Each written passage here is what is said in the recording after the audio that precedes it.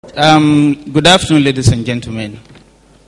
I think the story of Daily Trust, the company is Media Trust Limited, is a story that must be told to an audience of this nature. It's a business forum that we are trying to encourage entrepreneurs in Nigeria, and I think our story perhaps will be one of the ideal story that should motivate and encourage an entrepreneur. In terms of the startup, we started without money. We didn't have money, I must say. I must say it was just basically idea of 2 or 3 people. We didn't have office. In fact, a friend had to give us a bus cutter office in Kaduna, in the bus cutter, and we had just 2 table and desk where we were working from. 2 people working on a table and a chair, another table and a chair in a bus cutter of a friend. That is the story of Daily Trust. And of course, in terms of conception of the idea, it was conceived in the living room of the principal partner and one of the partners. And of course, our editor-in-chief is also one of the partners. He's sitting right here. I think the general, the principle, which some business school will call the Fanafi principle, that is, find a need and fulfill it. I'm sure some of us must be familiar with that. Find a need and fulfill it. It's a common principle in business. Fanafi principle is what I think, even though we're doing it unconsciously, is what must have driven us. We found out that there was no media in the North that was cool in any way match or even do a few of what the Southern media was doing. And did not seriously needed an independent media, and that was the need. And if you also, some of you are very familiar with international business, Steve Jobs, who is today a lead, who died recently and of course took Apple to what it is today, also was applying that principle. Perhaps he was also doing it unconsciously, finding a need to fulfill it. He developed all the stages of development of Apple up to the tablet, the iPad we are using today, were focused on making people, what do people want? That was his idea of creating any product. Do they want music on their iPod? Do they want their computers on tablets? And he went and made people like Bill Gates to collaborate with them in terms of software and other things. So the principle, what I'm trying to say is that the idea itself is very, very important. Whether you call it a small-scale industry or a large-scale industry. The idea may be small, but it must find a need. So you must find a need and fulfill it. Then the other thing is, of course, the courage is very, very important, because you may have an idea without having the courage. How do you start a business? You don't have money, nothing at all. Then you have to begin to say, okay, you are going to give it your commitment. You are going to give it everything it needs. You must be courageous. Like from the small office I was describing to you, we started something from it without capital, without anything. And the rest was, of course, commitment. There were no salaries to pay, especially to us, we the partners. We were not having salary for some months, and we endured it. So that commitment is very, very important in small-scale businesses. Then the other thing I think was very, very important in our development group was innovation, which is doing things different from how other people do them.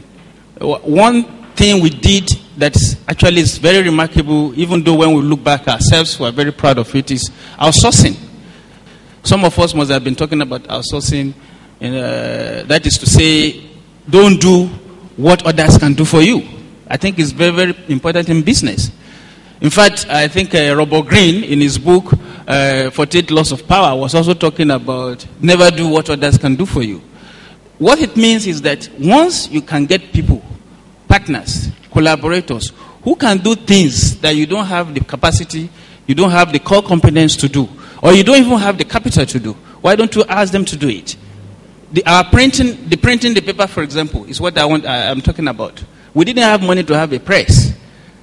We didn't have money to buy vehicles to distribute our newspapers. And what we did was to go to a press that have they had the capacity to print the paper for us, and we printed on that press for at least 7 years. So we saved money from investing on big we needed a lot of money to buy machines, as some of you must be aware. But we didn't go through that route because in any case the money was not there, and we didn't want to go to bank. So we outsourced the printing for 7 years, and that allowed us to save a lot of money from sales, from advertisement, and some other things. Then, of course, the transport. We didn't have money to buy vehicles. We also had to organize some people who are transporters. And up till now, I must say that even up till now, because we found out that the model is very, very sweet and very nice, we have never bought a vehicle on the road. That is why you will never see Daily Trust vehicle on the major road. You may see it in the city, intercity, Daily Trust distributing the paper. But we don't put our vehicles on the road from, say, Abuja to Kaduna or to Kano or to anywhere in the country. Because of what? We all know the risk. We all know that, in fact, there's a lot of problem associated with that. Most of the companies that started, I mean the newspaper companies in the south, that started with huge investment, with lots of vehicles, we found out that all those vehicles were gone in matters of years. So we outsourced. So that was very, very, very, very important, and of course it was a critical decision in our developmental process. Then another thing I think, which I think has taken us far, is credibility. Without being modest, some of you might have been reading our papers. One of the things we don't really want to compromise is credibility, integrity for the paper.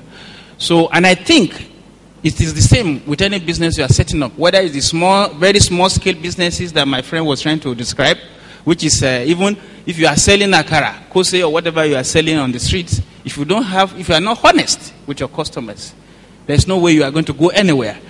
If you keep their change, maybe it's one kobo, you keep it, and they know that you have kept their change, they may go to another kose seller. So if you have integrity, you have honesty, I think it will take you to a certain extent. So generally speaking, starting from 2 or 3 people who started the business, we are a company of about 500 employees today. And of course, like you all know, we are also supporting this forum because coming from our background, we want small-scale businesses to survive. We also have another program called You Win, I Win, which we have been advertising in our paper. And what we are doing with that is that we are trying to look at bankable proposals from all the parts of the country. Fola Adeola is the chairman of that committee who is looking at these applications. We have advertised in our paper. A lot of people have submitted their applications, and we are screening them right now, and we are going to give to at least 1% from each of the geopolitical zones. That is 6 at a time. So Fola is doing a great job in that. He's collaborating with some of our associates, and once we identify these 6 people, we are going to give them 5 million naira grant. It's not a loan to start their business. So this forum, we are collaborating with Enable to make sure we can have this kind of discussion from time to time where we can share ideas and so many other things. So I think without taking too much of time,